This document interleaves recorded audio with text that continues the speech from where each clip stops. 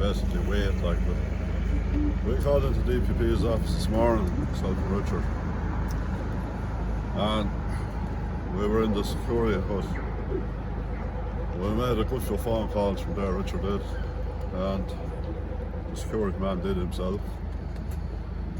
So he gave us 2 visitor passes to go into reception. So we went up to reception, told them what we were there for. We were told to leave, wasn't a public area.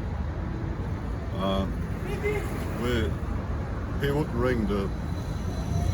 ring for us, so Richard rang. And we were there about 2 minutes or 3, and they said we didn't leave to drink the gardens.